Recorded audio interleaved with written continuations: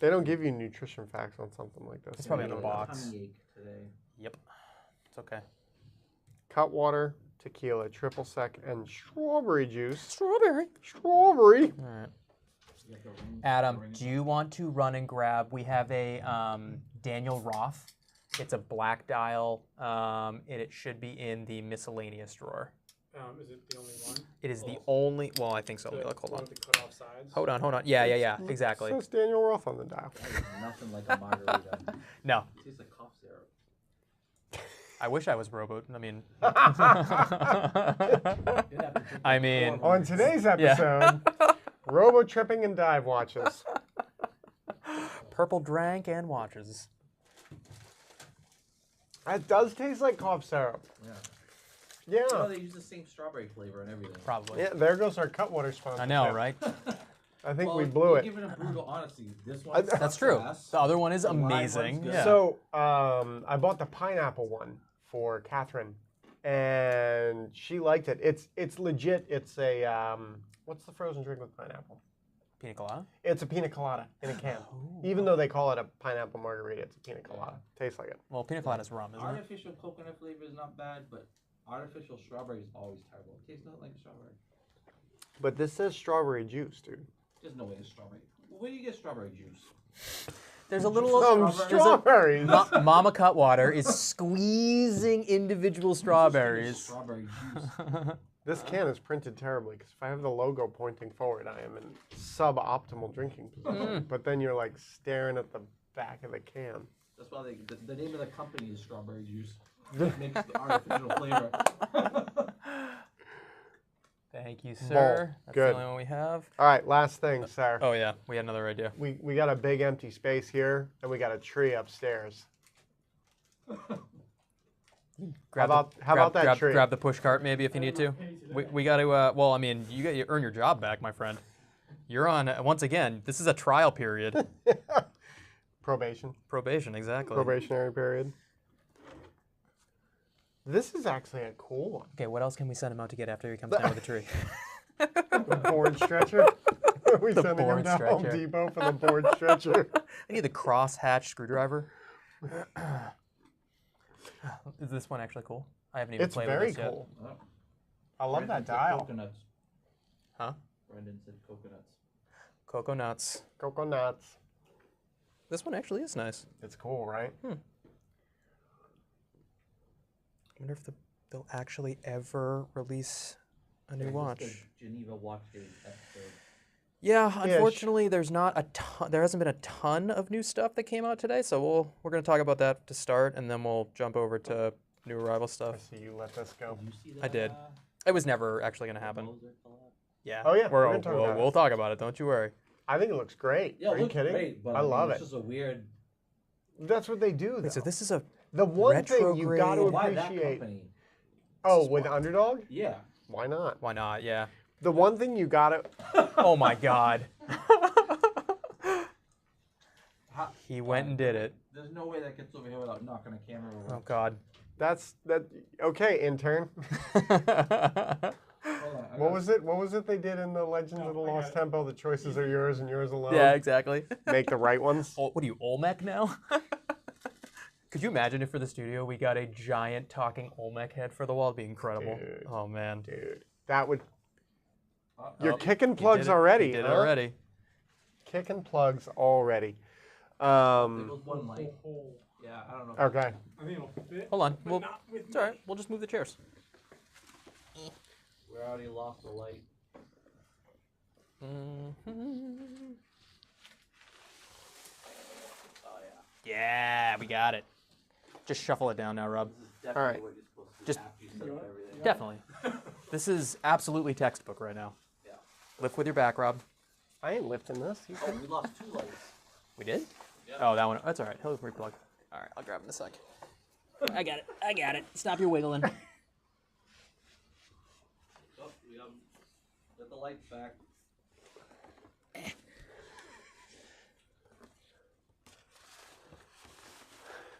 Boom. Just some interior decoration. Oh look, That's all. somebody with a comment saying hi. Am I allowed to respond, Justin? I don't know, Rob. I guess for now I'll allow Go it. ahead. You can I'll do allow it it. during the intermission. Yeah, exactly. this You're is allowed free now. game. Yeah. This is free You have game. to submit a formal request. Ooh, the tree actually looks good. You didn't think it would? I suggested bringing it down. Hey, look what Scott said. We do. We do, actually, I We do know. have AC that works. It's finally getting Yeah. cold. I in know. It was right? actually it was No, it was nice beautiful in today. Boston today. It was lovely. It was cool. But yeah, we It looks good with we the uplighting. Does. do have a better air handler in this part of the shop. Thank God. All right. Look at that. think We almost look actually- legit. We actually have everything. We almost look pretty legit. ready. Now we just need some art. I know. We gotta. Well, yeah. We'll talk to Oliver Oh, we about gotta that. get like a neon light that says happy hour. That'd be sweet, dude. I found a company that does them super cheap. What are we talking about? Shabab. A Is it- Shabab light. The Shabab Yeah, light. so you could just. I follow a. I kind of want to get that. I might have to get it. follow a place on Instagram that does them in China, and they're like the coolest like neon lighting. And Yeah. They're so cheap. Yeah. I was gonna get. You one can for get my custom wife's, ones. It's uh, awesome. business. We So might that actually. was I might like- actually have to do remember, that. like, the I might do it. Video logo. Yeah. That they did? Yeah. I still have that somewhere. That would be cool, actually. Oh, I should go do that to start. Oh yeah, me too. I'm not getting Burp. the main feed. You're not what? The main feed. Let's see.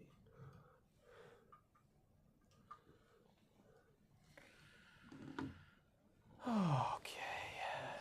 Alright, hold on. Let me switch cameras, and then you can just unplug. Shut that This one is the split escapement, right? off. A little bit. Yes. It is. All right. What end needs to be adjusted here slightly? It's actually a nice looking movement. A lot of beautiful. a lot of the movements just from the plate back usually. are like not. You get the two big wheels and then just main Exactly. plate. But no, that one's gorgeous actually. That's actually got. It's funny because you can see the bottom half of the escapement. Like you can see the escape wheel and the pallet fork, which is That's cool. neat. What were you saying, Dave? And I'm close up too. Now it's lagging. I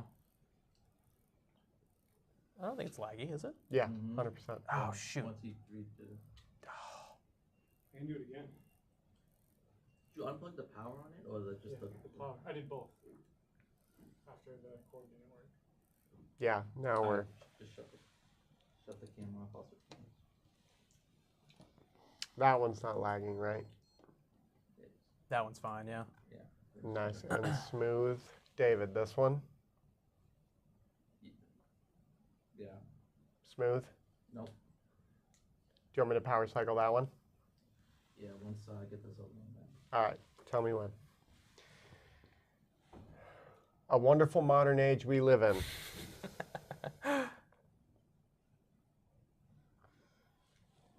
I'm excited for the new gear. Me too. Like when we get that stuff up and running. Oh, That is going to be nice. That one's good. real. Alright, good. Redo that one. Redo this. Mhm. Okay, We got a minute. got 1 minute. Dave, is focus okay on the front facing now? I have to reset it. Okay. Oh, there's the button. I go into the app too. Okay. Cameras don't like your faces. Smart cameras. Maybe the cameras just don't have any taste. You ever think about that, David? He thought about it and he rejected that idea. And said notion was Yeah, rejected. No, that's definitely not it. We haven't seen the black one of these yet, have we? Uh, Like the plain black one that's not. Red Not Bull. the Red Bull one? I'm I don't like- know. I'm I very don't know. intrigued by this watch. I like it a lot, honestly. I like. I When we wish get it- that plain I black wish one. it didn't say Red Bull Racing on it Well, because that's I when we can't get- stand Red Bull Racing. I like some of the mountain biking content they put out because they put out some. Cool Well, stuff. yeah, but this is more, the actual race team, which, Hold on. but yeah, like the extreme sports stuff they do is actually very cool. Yeah, Huh? I What once- reset? they were doing this project once. You can go full live whenever. And you they want, came and we'll just kind of to UArts to do an audition, and you had to sign their standard waiver to like participate in this audition. Hi. Welcome back, everybody, to another Horological Happy Hour. I'm Justin. I'm Rob. Hello, everybody. And this week, we decided to talk about some current events. Geneva Watch Days started today. There were some, not very many, but there were some interesting releases that we figured we would chat with you guys about and get your takes on. And then, as you can see, as always, we have a table full of interesting goodies as well. Panoply, if you will. Oh, starting with a big word. Of some really nice stuff, actually. Some really good stuff on the table. Some indies, some mainstream, some things you're not going to see all that often. Yeah, totally. Yeah, good stuff. Lots of really interesting stuff. So, I was kind of surprised at like the kind of lack of things people were reporting on for Geneva Watch Days. Same. I expected more. I did too. I mean, I was trying to remember what last year's Geneva Watch Days, what came out and kind of what the flow of it was, if it was more, weighted towards, the second or third day, or if it really was, boom, out of the gates, new stuff. And I honestly can't remember. I'm also even trying to remember what was released last year at Geneva Watch Days. It's such a new phenomenon, you know what I mean? I remember different reading shows. about something, and I was reading one of the articles leading up to it, and they mentioned one of the watches that was released as part of it, and I was like, oh yeah, that's cool, but I've already forgotten what that is. So that doesn't help. The ones that really stuck out to us were the new Ferrier. Yes. The new piece from Konstantin Chaykin, which is bananas. We'll get to that. Yep. The Bvlgari pieces. Yep. Those were pretty interesting. And then we had the Breitlings. The Breitlings. We'll talk about that as well. And then there was one other. What was it? I got to look it up now because I already forgot. Moser collab. The Moser collab. Exactly. Why don't we start with that? Let's start with that Let's for see sure. if we can get some split screen and pull this up. I'm going to pull it up over on here. The screen. I'm going to go ahead and say thank you, Hodinky, for all of your coverage already. And photos. And photos, Lovely exactly. Photos. While he's pulling that up and we're getting that split screen ready, thank you all for joining us. If you are on Instagram, please know that we are also streaming on YouTube. And on YouTube, we have better quality of audio and visual. We have wider angles. So please come join us over there. And if you're already watching on YouTube, please like and subscribe to our channel. If you hit the little bell icon, you'll get the notifications about when we're going live like this. And obviously, we still have the chat there. And we invite everybody to participate. Come ask us questions. Come make comments. And oh, yes, Geezer, exactly. That's another one that I forgot about, too. Oh, the Debatoon. We'll pull that up, too, definitely. Oh, that was maybe the one I saw. Debatoon had a nice release last year as well. Was that the purple one last year? Or was that whatever. Let's go back. Let's talk about the Moser Studio Underdog collab that we already have pulled up. So this is the Passion Fruit, and it's kind of another entry in Moser's interesting collaboration portfolio. They've done a number of these kind of like, I don't really know how they happen, why they happen, or why they're so interested in doing this. But you know, I mean, these two brands, the odds on this would have been 1,000,000,000 to 1. I never would have said, "Oh yeah, they're going to collab with Studio Underdog." Well, that's the thing is like MB&F makes a little bit more sense. Like aesthetically, there's a lot of crossover. I think maybe kind of like the fundamentals of the company and what they're trying to do a little bit. There's a little bit more of a crossover. But this one is. Yeah, exactly. We're talking about it right now. This one is totally weird and kind of came out of nowhere. So the watch itself is an Endeavor Perpetual, right? It's not. There's nothing in the movement or the case or anything like that that's new. What we have here, though, is this. I think they call this the. It's the Passion Fruit. Aditya with talking about the date. You're already doing it. You're letting comments interrupt your flow. Finish your thought and then talk to the people. It's okay. It's okay. What was my thought? I don't remember. know. This is the Passion Fruit collection, they called this, and they have, or Dragon Fruit. Passion Fruit or Dragon Fruit? I've already said it like 4 times. It's the Passion Fruit. Well, I'm not listening to you. I see them in the edge of the photo there. So. Anyways, it's an Endeavor Perpetual, through and through. The only difference is that dial.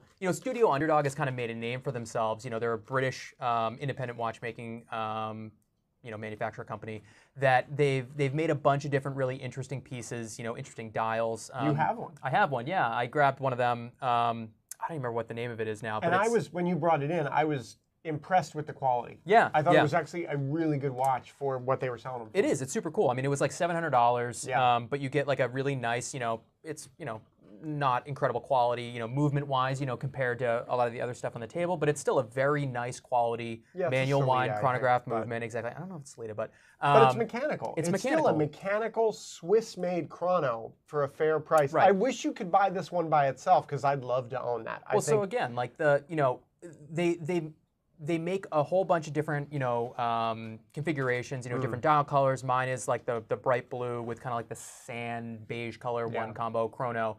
Really nice. But again, you know, they've kind of made a name for themselves, you know, making these interesting, affordable, very nice quality pieces. You know, they did that the pizza dial one for, I think that was for like Wind Up or something like that. That was super fun. They've done like a watermelon one. Just like they have fun, which is cool. Yeah. So and Moser has fun. And Moser has fun too. Moser so that actually makes sense. Definitely doesn't take itself too seriously. And I guess too, like Moser, the dials that Moser makes, you know what I mean? Like the those Fume dials, you know, all the different. I feel like they were the first. The Vanta Black, right? Like, they were like, when you think of that whole Fume thing, I feel like they were kind of the first ones to do that and do it well. And then you have everybody else following. You have Patek following. You have MB&F partnering with them to use their dials and things. So maybe it makes more sense that these two kind of paired up and are doing this. But the big issue here is that this is a set. You can only buy this as a set of these two watches, and the price, wait for it, $64,000 and change. I mean, it is a perpetual calendar. It is David, a perpetual. Pop off my computer here. I want to look something up real quick. I just want to know like what we regularly sell Endeavor perpetuals for, because it's not $64,000. I mean, yeah. I mean, we have the Endeavor Perpetual Moon, the concept, in stock right now with the Vanta Black dial for $28,500. Yeah. You know, a gold Endeavor Perpetual, $24,000, $25,000. You know, somewhere around there. So it's like a 30, you know, 25 to 30K watch. And it's super cool. It is very limited. You know, it's an interesting piece. But, yeah, man, that's a lot of dough for that watch. Mentioning when I saw it on Instagram earlier, was saying the movement they put in it wasn't that good of a movement. I don't know if they're referring to the... In the Moser? I think so, yeah. They said the movement that they put in it. Well, it's the same. It's the exact same as what we haven't had any issues with the Endeavor and the Venturer Perpetual. Yeah. So it must be the Studio Underdog, because that is like a Salida. That is like a plug-and-play watch. But those watches, when you buy them yourself, are what, $600 or something? $700, yeah, exactly. So, Which, at that price point, Salida's great. Totally. It's awesome to be mechanical at $700. I mean, honestly, I mean, I even said to Rob this morning, like, you know, I absolutely, like, I got it. I love it. It's super cool. I think I've worn it like twice. It's just one of those things where, like, you know, definitely spoiled again. He's gonna flip it. He's gonna flip it and try to make a profit. Oh, I hate you so much. All right, on to the next. Yeah, exactly, right? So that $700, you get a really nice deal there. So you're really only paying, you know, $63,000 for the Moser. So actually, there's your value. It's a steal. There's your value proposition. All right, so that was one that kind of caught our eye. Let me pull up. What is the next? Why don't we go to the Shaken? Why don't we go to the Shaken? And it's so funny because this happened, what, 30 years ago? We had like that Piaget race to the thinnest watch ever made, right? Yeah. And for a while there, ultra thin and that ultra thin construction became like the pinnacle of watchmaking. I feel like we have these shifts where it's like we've come out of this, how crazy can the independents get?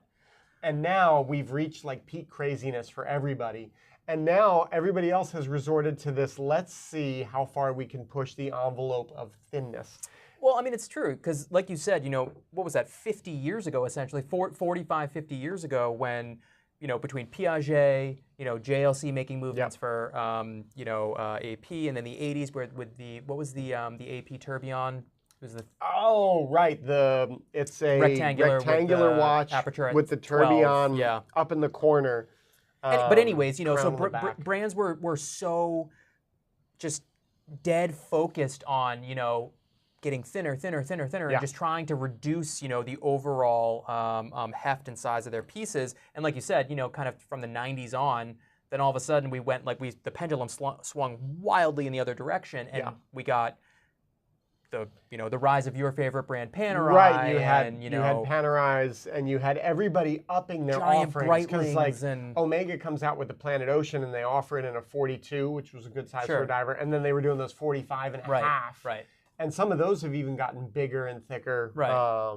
And yeah, you had everybody making like And then in the past few years, probably 5 years. 5 years on, we had some brands really starting to focus back on getting thinner. You had these guys, Bvlgari doing, their thing. RM, honestly, even though they're not known for it, but they started coming out with their extra thin models. Right. You had the Piaget Altiplanos. Correct. Who they came back with that one with the skeletonized. What did I miss? That was funny. I can't read it, so maybe Dave can throw it back up on the screen there for you, Justin. That's it. That's funny, Brendan. 10 out of 10. Good job. Yeah, so that Altiplano with the skeleton where the dial and the movement are all the same thing. Right. Those are great watches. They're very cool. We either have or recently had the automatic just had version the rose gold blue dial one, super cool. which was killer. But so anyway, and then what was it, last year or 2 years ago, RM came out with the Ferrari piece. The credit card on the strap. Yeah, here, so I'm gonna, again, thank you to Hodinkee for all the details here, but so you had, the Altiplano, that Tourbillon that they did, that was 2 millimeters, which like Tourbillon, insane. Richard Mille did 1.75 with that Ferrari piece. Yeah. Bvlgari did that Octo Finissimo. Right. That without was, the turb. but that was COSC certified for 1.7 last year. Okay. And now we have the Konstantin Chaykin ThinKing. ThinKing. Love it. 1.65 millimeters. Whew. Let's put that up on the screen. Can we put a visual for the go ahead and throw that up there, Dave. at home? And you know what's really funny is I was looking at this. Oh, jeez. Burp, burp. Not ready. Sorry. It's like a mirroring situation here. I don't know how to get to that now. I was looking at the Hodinkee article because, I was curious about this watch that I saw, and I went into the comments section, as one does, and saw that somebody was saying, I feel like we have to choose now between thinness and aesthetics, and you can't have both. Right. Which to me was like, David, try again. It's just a white screen. It's just a white screen? It's the same screen that was there before. Oh, goddamn. Weird. Try your. So you can see it right now. You can see like a preview. This is riveting television right now. Yeah, it's not frozen or anything. Okay. Well, that's fairly strange. I don't know why that's now not allowing me to share that screen. Go to I'll display settings. unplug and Anyway, keep talking. Somebody was saying that they you have to choose between thinness and aesthetics because like you look at the RM and it's clearly not it's not something that's built for aesthetics either, right? It's built to this purpose of being ultra thin, and I think the Bvlgaris do it better than anything else. Because I really do like the Octo Finissimos, and I really do like the Piaget Altiplanos. I do too. Honestly, I think killer. I love the Bvlgaris, but the Altiplano is just like, it's so classic still, but it wears so well, so interesting. Anyways, so the Konstantin Chaykin, like 1.65 millimeters thick, and the way that they did this was instead of having what was I gonna do? Hold on, sorry, I lost my train of thought here. I'm trying to find it.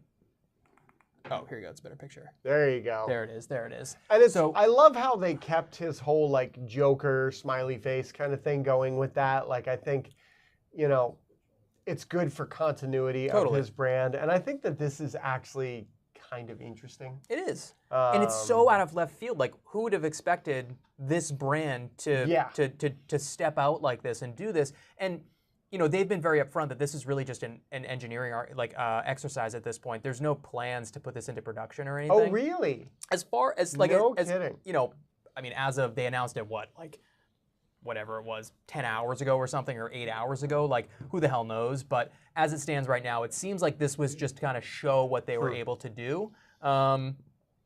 So, because I think the question is, like, obviously building something like that is tremendously difficult. Is somebody going to pay the better part of $1 million to own that watch? You know, that's true, the question. Yeah, that is a good question. It's very cool, but it doesn't have the gravitas that the Richard Mille does. Sure. You know? But there's definitely a buyer out there for something like somebody that just, I mean, it's somebody who wants to one-up their buddy who owns the Richard Mille. But it's also, it's your standard Chaykin buyer who is just like, you know, your standard Chaykin buyer isn't, I would be surprised if they had RMs or in their collection or whatever. They're already looking to do something totally different. Right. They clearly march to the beat of their own drummer. So, yeah. Cool piece. Really, really cool piece. Take us back. Let's look at the other offerings and see what we should hit next. What do you guys think? What do you guys out there think of this whole ultra thin thing? Have you ever owned an ultra thin watch? Is it something you want to own? Is it something you don't understand? Yeah. So Rohit says great looking watches, but the service costs on the Altiplanos and honestly on any of them are going to be super high. And he's probably not wrong. I mean, so Justin's allowed to read the comments? I am, Robert, because I didn't just interrupt my thought.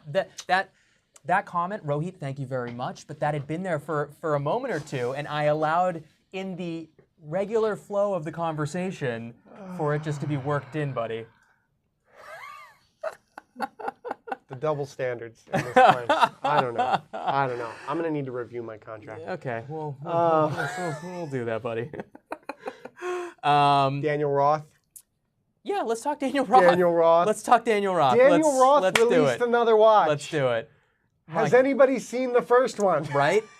So Rob and I were joking earlier because, you know, Daniel Roth, like when, I think it was 2 years ago now, or maybe even 3, when LVMH announced that, you know, they had bought the brand, that they were basically going to relaunch it because it had been essentially dormant for I don't even know how long at that point.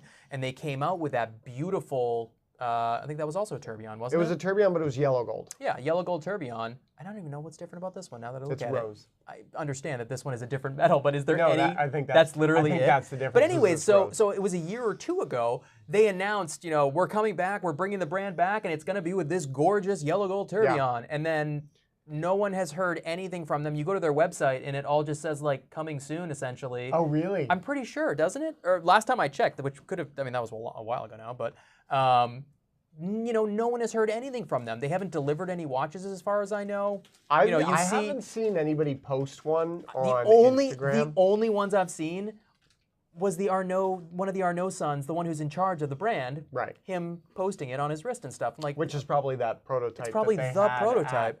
At the initial release. So I don't know what happened and why all of a sudden now, 2 years later, like, we're supposed to get excited again about this. Like, it's beautiful. I want them to make it. I want to see this in person. It's gorgeous. How many are they making? What did they say? Dave, take us off so I can dig around on my computer here. Let's see how many they're making. Interesting. So apparently last year's was a subscription piece, which I was not aware of. So, so is this now a production model? Maybe that would make sense because now they're like, okay, the yellow gold was the subscription, and then the rose gold will be a production piece that you can buy, which to me is very interesting. So the one from last year had a Clos de Paris dial. This one has a straight line guilloche dial. Whoa, big change. That's essentially the only difference. So the metal and the pattern of decoration on the dial. Right. Literally the exact same thing. Okay. Sorry that I'm literally reading this article live on television right now. Well, while you're doing that, why don't I talk quickly about Daniel Roth? Because we have one here.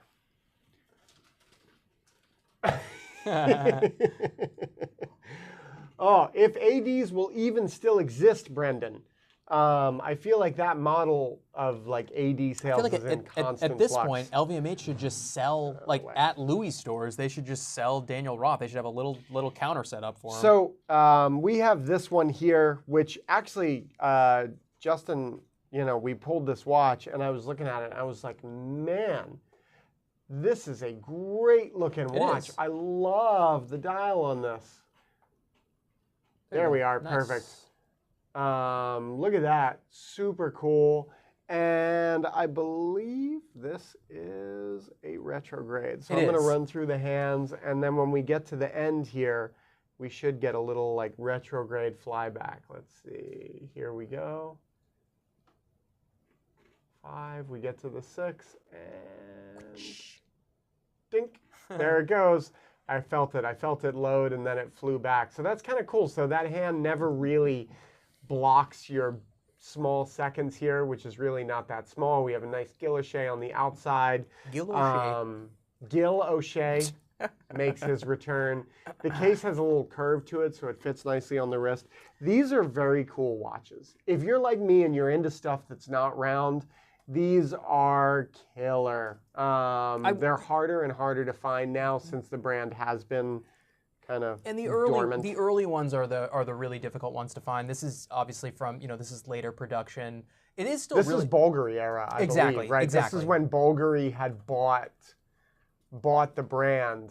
I mean, they ran it for a decade plus, but they didn't really do a whole lot with it. It was kind of, and yeah, Rohit is right. I mean, so he was saying that he loves Daniel Roth. It's one of the reasons that modern Breguet exists, which very true. What I was going to say, I was impressed with this piece. It has lost some of the elegance of the earlier pieces, the earlier models. Yeah, this feels almost like a sport watch to me because of the dial. It's a little too thick. I think this is steel, so it doesn't It's really. light. It's very light. It doesn't have the kind of heft that I expect from a piece that looks like this. Interesting watchmaking, the retrograde, it's very unusual, the layout of the dial. It's got really nice decoration. It's hard to see, but it's got different textures of guilloche there, like Rob was saying. Black dials are hard. It's a little bit of like a tuxedo, Rob. Tuxedo, Rob. A tuxedo, watch look. Super cool. So apparently the new ones, those subscription pieces, Daniel Roth is saying that all 20 have been delivered now. For the yellow gold? Of the yellow gold subscription pieces, and they're now moving into regular production of the rose gold ones, and they're capping production of those at 50 pieces a year. So interesting. I mean, I think it's 140,000 Swiss francs. Cool. Yeah. That makes sense. So I understand that. So, and that would also make me understand maybe why we haven't seen them proliferate. Because if it's a subscription piece and somebody is really going in for it, it's not going to be something that's going to get flipped. It's not going to be something that's going to wind up on the secondary market very quickly. It's going to be years before any of those, are seen and then it'll probably be an auction thing when it does. Totally.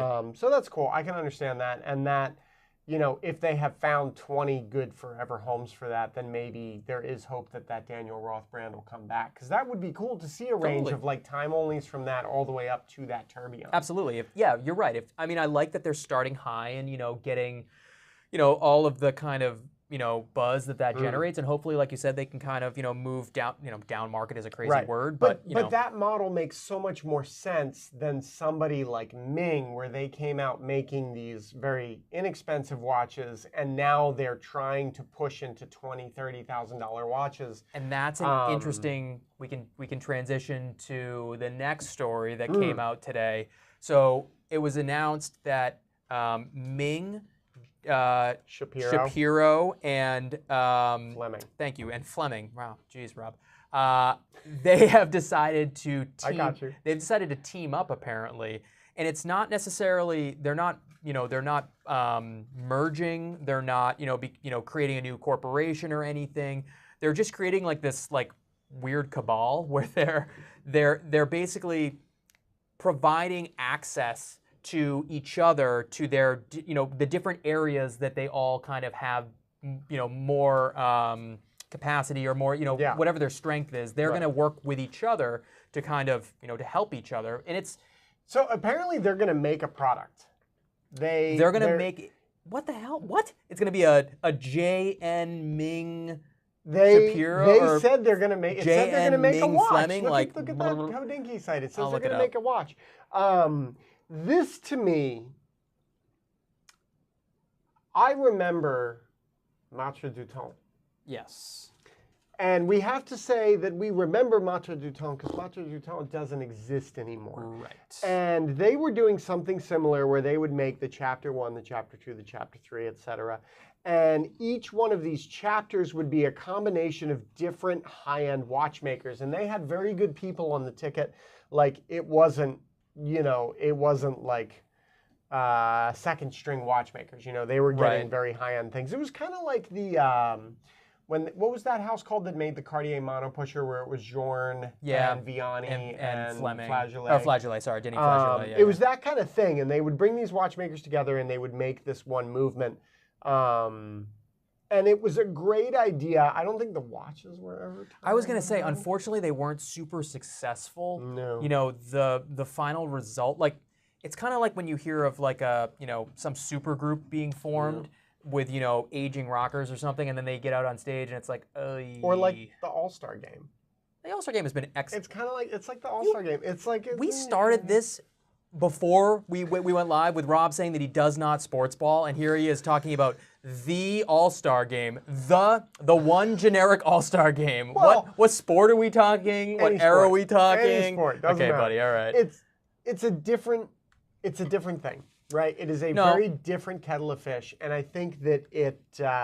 So I'm really interested to see what they do with this. For me, it's interesting because I really actually like what what Jay and Shapiro has done. Mm-hmm. I haven't really had a whole lot of experience with the Fleming pieces. I've seen one. Yeah, I was going to say we got to see that one. Got to see the really one, that nice. rose gold one. That was a really nice piece. Ming, I will plead the fifth on that one. Whatever. I don't have anything nice to say, so I won't say anything. It just seems like a really strange combination to me, and I don't want to speak ill of these companies or anything, but it reeks of desperation to me. It's interesting. It smells like a situation where the market has, the interest in independence has declined. Prices on, for independents have declined. I'm sure orders have dried up to some extent for, certain pieces. And, these brands are saying, and again, anything that they need to do to continue producing, because it's even though I don't like what, the pieces that Ming produces necessarily, I still am glad that they exist, and I am happy that these brands are doing the things that they're doing, because I honestly think that independents, they have an outsized effect pushing the rest of the industry, to do certain things, to move in certain directions. So, but it really just seems like things aren't going so well for these three companies, and they've decided to team up to try to stay afloat. Brendan mentioned giving them more leverage in getting movements from Le Jouperet, and I wonder if that has anything to do with it. Like, is it a business decision that way? Because the way I read that article is it wasn't framed as such. It's not like Chanel buying a stake in MB&F where that is purely a business decision. This, I feel like, comes from that deeper place of like why they're doing what they're doing and furthering that agenda in a different way. So I'm curious to see what comes out of it. Yeah. Leave it at that. I think at the end of the day, I don't think it's going to do any it's not going to cause any problems for any of these individual companies, but whether or not that grouping can sustain. Yeah. Who knows? Yeah, and like you said, with Maitre du Temps, we'll see if they're actually able to produce anything that is compelling. You know what I mean? That's the thing, right? That's the hardest part, because you think about everything that everybody has done, and it's like, what are you going to bring to the table? It's going to be cool. Right. Why don't we do Ferrier? Because then we can also kind of. I was going to say we can talk about. Ferriers. We have 5 really beautiful Ferriers on the table. So David, I'm going to pull up the Ferrier piece, and you can go. I think this was the nicest offering that I saw from. Click on the, and that should take you there. It's on the next I page, think this was the nicest offering that I saw in terms of things that came out today. Really? So Laurent Ferrier. Yes. Agreed. So I'll pull it up over here and read it. Hold on one second. Once again. So Rob can't be trusted with comments. So Mufadal, so he said, when the Harry Winston Opus series highlighted watchmakers that brought so many to the public eye, now this seems like an attempt to go further up market. The new Shapiro and Fleming are not inexpensive. You're right. Shapiro and Fleming are actually, they're both quite expensive. Ming, not so much. Again, I don't see the Opus series was never like a baseline series though, because I mean you had like Jorn putting his resonance. I was gonna say it was the movement resonance in there. You had there was a Turby. I can't remember who did the Turby movement, and I mean those were like high end, serious watches. Those Opus series. I just don't. I agree that this kind of it feels somewhat similar. For whatever reason, though, I don't feel this doesn't seem to have the same juice that series had, and the excitement that was there, you know, at the when those were announced. Here's my thing with collaborations. I think collaborations, they end up working one of two ways. Either the two brands serve each other really well. Like one that I think worked really well was that Moser MB&F collaboration, that where green it was dial. Yeah. The Turbs, the cosmic dial. You know, it's like that collaboration. I love that watch. I think it's killer. I think the Moser dial with the MB&F case and movement and stuff, it worked. They both lifted each other up and created something new and cool. Yeah. Then I think about like Schwartz Etienne and Kari Voutilainen. Yeah. Right. And you have somebody like Kari, who is such a master craftsman and such an incredible watchmaker, putting these absolutely stunning dials in these watches where 99% of the people out there have no idea who this brand even is. It's like, it almost like, it does more of a disservice to Kari than it does lifting up Schwartz Etienne. Absolutely. And I think that's part of the reason why those watches have never really, like, they were very hot for a brief moment, and now, you know, they're out there and they're available and they're beautiful. Again, the dials are stunning. It's the best way. Oh man, dude, I hope so. Mufadal, Cartier by Justin collab. Let's go. Come on. What is the Cartier Justin collab? Oh, what do you design? That's a very good question, Rob. I'll put you on the spot. I'll have to think about that and get back to you. So no, you know what? Come on, you've thought about it. I'm here.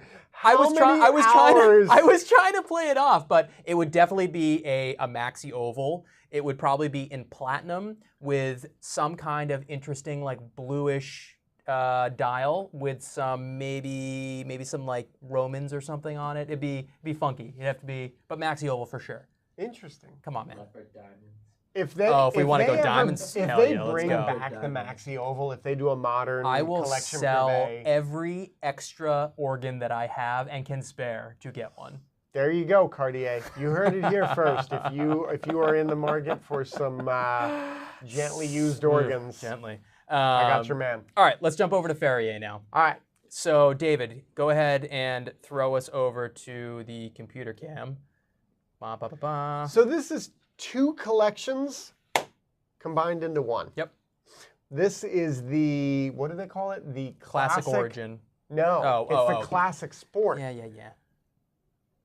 There you go. Classic auto. Classic auto, because it's the sport auto and the classic series put together. Right. So we have the movement from the sport auto, which I learned today does not have the naturalist Which I wasn't aware of either until you told me that. Yeah, I was reading this article and I was like, oh wow, and they said they chose to do a traditional Swiss lever escapement in this one.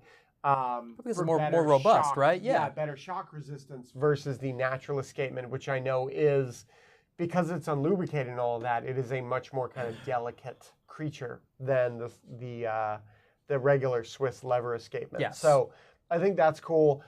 I like this watch. I think the aesthetics of it are lovely. I love that the date window is big and like borderline obnoxious. I love the contrasting subdial. You know what though? Like, yikes! Oh. Whoa, we're gonna edit that out. My God.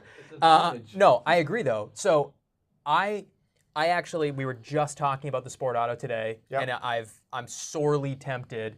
I have an itch right now, and I need to add something new to the collection, and I think maybe Sport Auto, we'll see. But I also have been really impressed with the Classic Origin collection. Yes. And we have a number of them on the table here. Dave, if you want to go ahead and go to the wrist cam now. So Ferrier, just as like a touch of background, Ferrier worked for Patek. And he was essentially movement development. It was Thank you. it was kind of like a advanced research department before that was a thing. But yeah, for a long time he worked for Patek, developing movements, and it's very clear when you look at the movement for the pieces that he now makes under his eponymous brand. So the classic origin is his manual wind movement. So it's his simplest watch that he makes, time only. I love the crosshair dial. These are titanium cases. They have that great kind of like gray gunmetal look, which I think is really nice. This to me, if you want kind of like an everyday watch that's sleek, subtle, it would be a strap monster. You could put this on anything. I love this watch. I do too. I mean, and we've seen these on a number of different straps and things, and they just look good on everything. We also have the blue, this one's so nice. Which I love this one. I am not a blue dial guy, I love this one. but this watch is 10 out of 10 for me, which is saying a lot, again, because I don't own a blue dial. I have not yet been moved to add one to my own collection, but this would be one that I would wear. I feel like every time we talk about Ferrier, we talk about how elegant they are. Yeah. It's classic, but with a very modern twist. Like every design element on this watch is distinctively Ferrier. And this case, man. Exactly. It's the right size. It sits beautifully on the wrist. It has this kind of like interesting, like it's kind of like an onion crown, you know what I mean? Like that domed crown with all of that, with the striations on it. The dials are gorgeous. You got the asagi hands, those. I love and the then movement finish too, because it's like, it's very kind of industrial, but to me it suits the watch. Totally. And it looks great. It looks great. I really need, I need a Ferrier. I absolutely need a Ferrier in my life. I love this watch. I think these are a great price point. Also, look at this tang buckle. So interesting, you just mentioned price point. George Prone saying, asking, isn't the Sport Auto a little bit overpriced? And I don't think so. I think obviously the Tourbillon versions are incredibly expensive. For just the basic time only, time and date titanium on the bracelet, I think they're actually quite reasonable now. They were in they were around 60 for a while. They came down into the 50s. They're now in the 40s now. Is that a standard production? Sport Auto? Yep. That is. The Sport Auto titanium on the bracelet with a blue dial, that's just regular production. Got it. As regular as Ferrier is going to be. You know what I mean? But no, I think that they're very reasonably priced now. And again, for the level of watchmaking that you get, Rob's going to show off this one with the micro rotor and the, so this that is natural moving escapement. up a step. This is now, I believe he calls these now the classic micro rotor. At one time it was known as the Galet series. And so we have a very similar case, similar crown, similar time-only design. I think in terms of the date, you didn't see that on like the time-onlys until the Sport Auto came out. But now we have the movement that he's known for, which is his micro rotor with the natural escapement. And this, I remember the first time I saw this, and I was just, upside down. Let's get it so the text is right. And I was just blown away by the architecture and the look of this movement. The fact that it fills the case perfectly, because I hate like small movements and then a big spacer and all that. Like this belongs in this watch. This was very clearly made for this watch. I mean, I love micro rotors, and the finishing on that is gorgeous. From the rotor to the striping on the plates, like it's gorgeous. This and that dial too. This is the ice blue. Yeah. And this, I believe, is steel. Which, this is kind of interesting too, because apparently he is no longer going to put his automatic movements, the micro rotor will no longer be found in steel cases. Really? He is only putting them in precious metal. When did that happen? That is why, like this year, that is why the classic Auto that has been released now is a white gold case. Huh, okay. Which I love, because I get the steel thing. It's cool. It's, lovely, wonderful, all that good stuff. But for me, I would choose this any day of the week over that one I just showed you all. You're old and fussy. We've this, established this. I mean, it is, honestly, for a dress watch, if I was looking for a piece, if I was strictly looking for a dress watch, I mean, I would absolutely be looking at one of these right now, because it's it's so classic, but so modern at the same time. It's just clean, elegant. Yeah. It's got a very distinctive look to it. You have interesting watchmaking. They're really special pieces. I love this. This, to me, this rose gold silver dial, like, if I was in the market for a Calatrava and this was available at a similar price point, which it is. It is, yeah.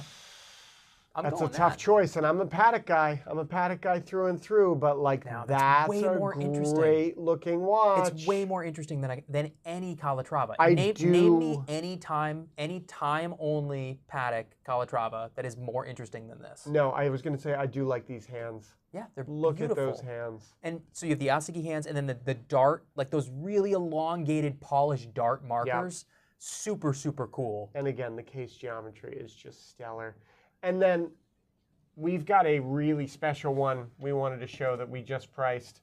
This was a classic micro rotor that they did for Hodinkee. They did a couple of releases with Hodinkee. They did.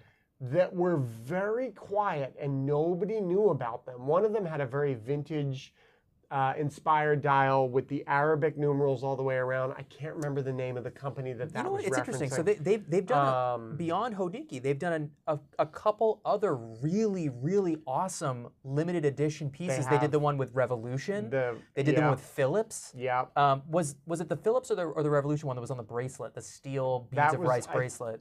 Was that I think Revolution? that was Philips. Philips? No, Okay. I think that was Philips. Anyways, the Rake Revolution one was killer It's too. a really interesting thing that, Ferrier, you wouldn't expect them to be doing collaborations with, an auction house or anyone for that matter, but they've done these, when they do them, they're done extremely well. They're different enough that they're distinctive. Oh, that is a special one. But they're not so crazy. They don't alienate anybody. Right. Nobody's they never stray alienated. from, Although there are one subset of customers who is alienated by this watch. It's actually one of my favorite features of this watch. There's no secondhand. I love that. You kidding me? Me too. That's what I'm saying. I love that. But I have customers who will not buy a watch without a secondhand. Because they're like, what's the point? You can't tell how accurate it is, blah, blah, blah. We all know how much I care about accuracy.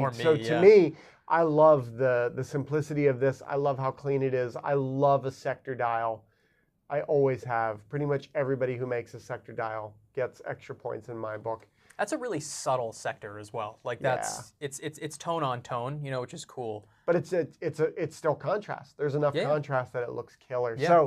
So if we go back to that new offering that they did now, if you want to pull that I'll up on it the again. screen one more time. Yep. We're looking at the classic case. Do you want to pull that up for us on the laptop? We're looking at the classic case, and we're looking at the sport movement, and we're looking at, sport. Well, so again, you have a little bit of like a, it's the same kind of like, not sector dial. Why am I? Crosshair. Thank you, crosshair. The vintage crosshair from the Origin. And then you also get that really interesting date window, like you said, kind of elongated, kind of funky. You get a two-tone feature. You get it in white gold. Yep. You get a beautiful brushed finish on the dial. It's awesome. So I'm a huge fan. Sold. I'm very excited to see this one in person. Yeah, agreed. Everybody kind of chiming in that you guys saying that Ferrier is underrated. They're underrated and they're unknown still, which to me is wild. Like when I first started here, you couldn't find them in the States. I know. They had a much stronger presence in Europe. And I feel like here we are 8 years later, they still don't have a massive presence here, even though they are in ADs, they're in Cellini. But I was going to say, you think about it, like they don't have the same presence that, most of the brands over the past 3, 4, 5 years have moved to opening either their own dedicated boutiques, whether they're very small, like the RM boutique that we have here in Boston, a number of other brands that have opened them that they're not huge, they don't have a ton of watches, but like they're a dedicated outpost, to kind of evangelize the watch collecting world for the brand. Or they have, a big presence in ADs, right. They have a large section with a lot of watches and whatnot. Ferrier doesn't really have that. But I feel like Ferrier is one of those brands you're gonna find in more ADs as they lose contracts to brands going boutique only. As they're losing Vacheron, as they're losing Swatch Group brands, as they're losing Richemont brands, they're picking up Ferrier. And so I think we're going to see more Ferrier. What I hope is that they have... Well, I wish Ferrier. We're not going to see overproduction. I wish Ferrier all the success. I don't want Ferrier to go crazy. I want to be able to get one or find the right one first. But Tim first. talking about buy LF on the secondary market, drop. Everything is in that position right now. Totally. I think we're back to this model of where you're going to pay a premium to be the first owner. You're going to pay a premium to buy it at retail. Yep. And then most of this stuff is going to be available at a discount as a used watch. Absolutely. Because there's a lot of supply. That unquenchable demand of the pandemic is over. Totally. Because people have gone back to their regular lives. Yep. And I think we're back to kind of more status quo within the watch market, which this is normalcy. There's good and bad. If you look at the trend line for demand and prices and everything for watches, we're right back to where it would have been had this crazy spike of COVID not happened. You know what I mean? It's on a normal upward trajectory. Yeah. This is how it should be. Like Rob was saying, that crazy period where you could walk into any brand, buy any watch, no matter what level it was, a Rolex OP, and you could walk out and you could immediately flip it for a 30% premium. That was crazy. That was unsustainable. I mean, and I'm we were glad seeing that it it's from over, every brand, honestly. right? We were seeing it from IWC. That's what I'm saying. It's good that and that not is to over. pick on IWC. It's one of those brands where everything used to be a discount. Everything was like half when you took it home, and then. When we saw IWC Portuguese going for retail plus on the secondary market, that was like, wow, this is a weird time. Yeah. This is a weird time. Yeah. And now we're kind of back to where we were. And, I wish that as a customer who walks in and bought a brand new IWC, you can be more confident in the retail price point that they offer their watches at. But at the same time, like, how much stuff out there really does hold up against what the manufacturer says it's worth? There's very few things. Like, there's the Birkin bags, there's 911s. Like, there's certain things you buy, you flip it immediately, it's worth more. The other 95% of stuff is a discount afterwards. No, whatever. It is what it is. What else? Are there any other Geneva Watch Days things that you wanted to chat about before we move on to just some stuff on the table? I'm pretty much covered, so I'd love to hear from you guys to know like what you think is cool, what you think doesn't make sense. And there was a big comment up there that I didn't read. It's okay. I read them. Okay. We appreciate the interaction. Okay. Anyway, so actually, David reminded me, producer Dave, if you guys are liking these videos, if you're tuning in weekly, give us a like, give us a subscribe. It helps the algorithm. It helps the algorithm, all that normal YouTube crap. We do appreciate you guys tuning in and joining us every week, though. So what do we want to talk about on this table? I know that there was a bunch of stuff that we kind of both... So we You were talking about cheap thrills when you were pulling some watches. Should we talk about a couple? Yeah, let's talk about some more reasonable cheap thrills, stuff. and then why don't we do gold bracelet? Yeah, I like that. We have about 10 minutes. Okay. So... Instagram asked about the rose gold watch in front of your right hand. I think Cool. We'll It'll be that guy, yeah, and we'll we're go to gonna that. do the bracelet thing. Scott asked about the De Bethune. Honestly, I love it. I didn't read into it all that much. I have seen, a number of those really interesting releases that they've had, in a few over the past few months. They had that purple dial. I don't even know what the reference was on that, but I think it was it a green dial or? I don't want to read it because I don't want to get in trouble, but. Oh, you can read that one, Rob. You can read that one. Go ahead. I can read that one. Read that one out. Read that one out loud. I can't. It's gone. It's gone. No, Mark, I'm done. appreciate it. Thank you very much. I'm out. Pleasure working with you. So, all right. So, what cheap thrills? Want to get little fun stuff? We were Let's talk about this because we were looking through the safe and kind of, oh man, questions now all of a sudden. Geez, what is Geneva Watch Days versus Watches and Wonders? Okay, so it's just Watches and Wonders is in March every year. Different brands participate. Watches and Wonders is the bigger show. Watches and Wonders is Used to be Baselworld. Used to be Baselworld. That is the premier marquee show where most brands have, you'll see the videos of, the massive booths that cost millions of dollars. It, goes on, there's I think 3 or 4 days strictly for industry and for press, and then it's open to the public. But that's really where all the brands release a lot of, all the Richemont brands, the real big companies. That's where they release their new stuff. Geneva Watch Days started a year or 2 ago. Yeah, it's very new. It's very new. It's just another show. You see a lot of the more independents. You see a lot, a lot of the brands that don't participate in Watches and Wonders participate in this. So it's just another show. I think also we're in a world now where the brands want to release things throughout the year. Yes. We're not seeing it's the spring, here are our new releases, we'll see you again next year, folks. Like, we're not getting that anymore. We get, they'll release something for Dubai Watch Week. They'll release something, they'll release a few things for Watches and Wonders, then they'll release something else for Geneva Watch Days. And so, it just gives them another opportunity to be customer facing and to release something new and interesting. Yeah, and I like it. I think it's nice that way. Yeah. I think it's cool. No, it gives us something to look forward to throughout the year, So, thinking of cheap thrills, this is a watch that I've liked a lot. Aw, you're sweet. Thank you, Mark. Appreciate it. This is a watch that I liked from when it came out, and my initial complaint, this is the Tudor FXD.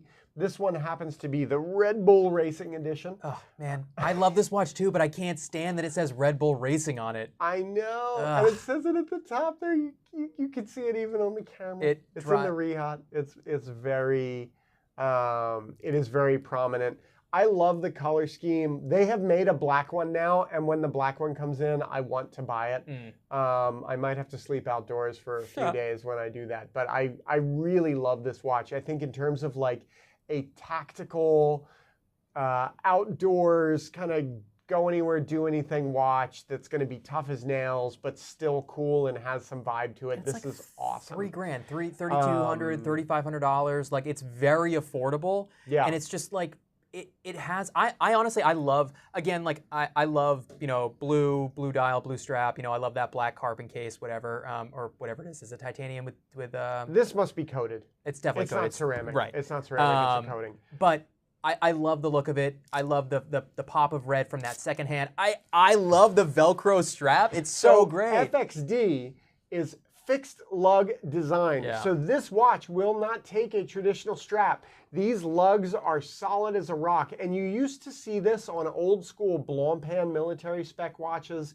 If you ever were lucky enough to encounter a Rolex 5517, which is the mil-spec sub, which none of us have because it is not a mortal watch, those have fixed bars like this. So Tudor actually made this case with these fixed bars, which to me is super interesting. So you can only use a pass-through strap on this. You could put it on a NATO, or you could wear it on this Velcro, which to me is very cool. And it's got a great look to it. I'm not going to be able to put this on without give me one that doesn't remind me of Max Verstappen though, and I'll pony up some cash for it because who? Who? Oh, Rob. Max for slapping? Yes. Who's that? Yes. Max or slapping. Anyway, no date. Tudor. It's a Pelagos series. Yeah. I love the snowflake. It's the right I love size. the graduations all the way around. It's just to me, that's your special ops watch for when you're, hanging out outside and you want something cool. Exactly. Yeah, I love it. I love it. I love it. I realized we didn't really pull many cheap thrills, to be honest. But I was going to go there. All right, here, next. go. Yeah, and then I was going to do bracelets, and then we were going to go home. Wow, Rob just wants to leave. I see how it is. Well, I'm cognizant of the time. That's all. All right, go ahead. All right. So then, thinking about sport watches, thinking about pushing the envelope, we have Omega with the Ultra Deep, which is a great piece. Their answer to things like the Deep Sea. And these watches that are it's kind of their answer. It's not because it doesn't have the same capability, but it's Omega's Deep Sea Challenge essentially. It's not the Deep Sea Challenge, right? It's just like a regular Deep Sea. I mean, this is good to 6,000 meters, which is a lot. I'm not taking any of my watches in the water. So the biggest difference here is that Omega did this in titanium. Yes. Whereas in Rolex, the standard deep sea is in steel. It's not a small watch. It's not. Yeah, but again, it's right on par with a deep sea. Like it's, and like you're saying, it's titanium, so it's significantly lighter, and they do it on this NATO strap as opposed to on a bracelet. So on the wrist, it feels you can get it on a bracelet much lighter. Like. Yeah, I think when I think of this one, I think of it on this NATO strap. I think it's cool. I think the colorway is awesome. Yeah. I like the dark finish on the titanium. I like the turquoise blue numbers in secondhand there. Yeah. Good watch for the pool and the barbecue. Totally. Done. I mean, well said, Mark. It's a good mix. Oh, sorry, I read a comment. Yeah, I'll put myself in the corner. Thank you, Robert. We'll give you 3 demerits for next week. 3 demerits. Prefect Justin over here. I mean, somebody's got to keep this show on the rails. Yeah, I didn't go to trust fund school, Mark, so that, I didn't have to deal with Mark, that is a school. personal piece. It's actually, you are killing me today. My God, it's a 14700. So it's a mid-size Royal Oak that was made for the Italian market, late 70s through the early 80s. So it's one of my favorites. I've had it for a long time now. So yeah, I think this is a great watch. It is. I think they did a really nice job with it. Yeah. All right, that was 2 cheap thrills. Let's jump over to some gold bracelets quickly. Gold bracelets, because we have a couple that are remarkable. We have a couple awesome ones. Somebody asked about the rose gold piece. I'm thinking they mean this, although this is yellow gold. This is the Octo Finissimo yellow gold blue dial. I believe this was new for 2024. Was it this year? I think so. Okay. And I mean, I've been in love with these Octo pieces since day one. The Finissimos anyway. The Romas, they didn't get there yet. And then when they did this, look at that. Look at that. We've talked about the Finissimo line so much now, so many times, but it's so rare for a company in 2024 or in this day and age essentially to come out with a totally unique and distinctive design. And Bvlgari did it, and they've built out the Octo Finissimo line in such an interesting way with all the different models, complications. The bracelets are absolutely gorgeous. The bracelets a banger, and like the little things, like having this recessed area here, so that when you do the clasp, it's dead flat. It's so wild. Look at that. It's dead flat. Omega, take notes. Yeah. That's how you do that. And like the off-center small seconds, this one, yellow, gold, blue like this is just stunning. And it is. It's a screw-down crown, so like you can feel comfortable taking this watch. I really wish, and I thought earlier this year, actually at Watches and Wonders, they were going to introduce a smaller, like mid-size or just a reduced size version of this watch. Because unfortunately, because it's that square size, it doesn't fit my wrist all that well. But this is another one that if they made one that was like a couple millimeters smaller, I would immediately buy one because it's just such a cool piece. The other one that's great is they do a rose gold with a rose dial. Yeah. And it's got the black markers and hands. It's got that sandblasted and it's finish. a sandblasted finish. It is so good looking. But this again, blue dials are not usually my thing. If I had the cash, I'd buy this watch right now. I love this thing. We can't go with a week without showing a Cartier, so go this guy next. Unfortunately, this is not the right size. Again, they make this in just the medium size. So this is just the Santos. This is the XL, unfortunately. It works on Rob's wrist. XL? That's the XL, yeah. So it works on mine because, because you're a manly man, apparently, and have a giant wrist. Okay, yeah, okay. I don't know. How do I follow that? I don't know. Awkward silence. So the smaller version of this watch is perfection. This one, again, it loses a little bit of the elegance that I expect from a Santos like this. It's not a big chunker though. It still like hugs the wrist. The bracelet is great. It's very flexible. Mm-hmm. It looks good too with like the screw motif and everything. I mean, when they redid the Santos a couple years ago, they killed it. They did. Because they brought back all of the things that made Santos great. And then they added things like this quick change system, which is killer because then you have like 3 watches here, you know. Yeah, I think 'Cause if it you comes have, with like- that, the alligator strap, you know, and the additional deploy and everything. Yeah, So like and you you can get easily yourself like a calfskin or a rubber, and it's like, there you go. You've Yeah. got all these different watches. Stellar design. Really, really pretty. I don't need the date, which is the other reason I wouldn't go for the big one. I prefer the non-date models, but that's no surprise to And now anybody. the one that we really want to talk about, the day date with the Carnelian dial. David, we don't source watches mainly because, so we sell 600 watches a month. You know, our inventory is, you know, anywhere from like 1,000 to 1,200 watches at any given time. For us to go out and source a watch, it's just not cost efficient because we have to pay more to go out and get the watch, and then we have to charge you more to, you know, to buy it from us. Just, you know, it's a pass-through cost. So we don't source watches, but I would say that unless you're looking for like the most obscure, low production piece, like we're gonna have what you're looking for. So, you know, talk to someone here. Let us know what you're looking for. We're happy to work with you and find you the right piece. You know, keep an eye out for you, but we don't go out and source pieces. So this is the first of these that we have seen, and it has not disappointed. This thing is so amazing. What is the dial again? Carnelian. Carnelian. Yeah. Which is a stone, right? Yes, Robert, it is a stone. No, I'm just saying this is a stone dial. It's not like the colored dials on the OPs or something. This is No, a you're right, natural you're right. stone dial. And this was this year or last year? I can't remember when Rolex introduced I thought these. this was this It could have year, been. and you get the Everything is diamond a blur, but studded Romans, which are a beautiful subtle touch. I'm going to take it off and see if I can get it close enough for you guys to see that. This is the perfect one too. So 36 mil, that orange Carnelian stone dial. You can There we actually are. see the different gradations of color, and then like Rob said, you get the diamond set Roman numerals. Which from a distance are subtle, which I love because you don't like feel awkward wearing it, but then when you're up close and you're looking at it yourself, you're like, damn, that's a nice watch. This is cool. So I love this. I'm trying to think because they also released, there was a blue dial. It wasn't So good. turquoise, but it was something along those lines. And then there was one other stone, wasn't there? I can't remember what Didn't it they was. do that Oh, Hawkeye or Hawkeye, something that was like a couple years ago. We've We had never- that. Yeah, We we have. did. We have, Yeah. yeah.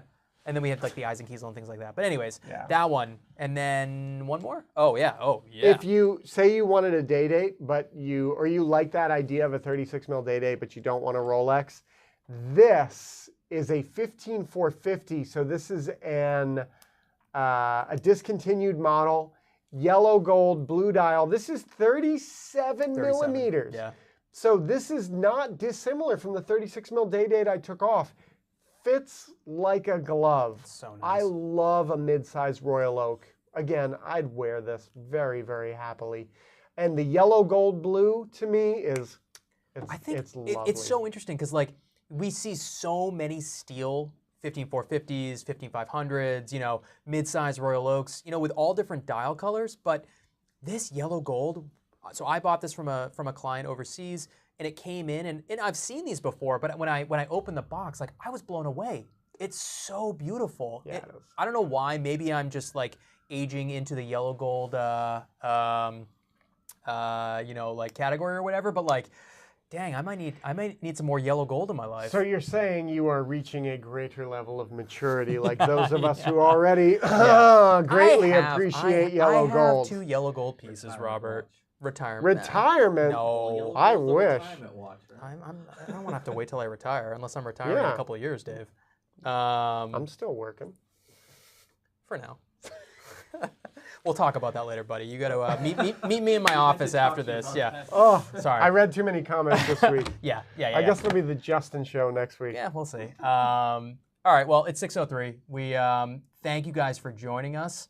Really appreciate it as always. This was fun. This was If you kind of a missed mess, any but it part was a of good this time. stream, it lives on YouTube forever. So you can go back, you can watch from the beginning, you can see the stuff we talked about in the first half in case you got here late. And please do hit that like and that subscribe. Smash that like and subscribe button. It helps us with the algorithm. And then if you hit the bell icon, it'll let you know when we're getting ready to go live. Who's doing our Take 5 this week? Is it Me. you? It's me. All right, You cool. did it last week. Join You can't do Justin everything, yeah. tomorrow for a Take 5 at some point. He'll have 5 super cool pieces from the inventory.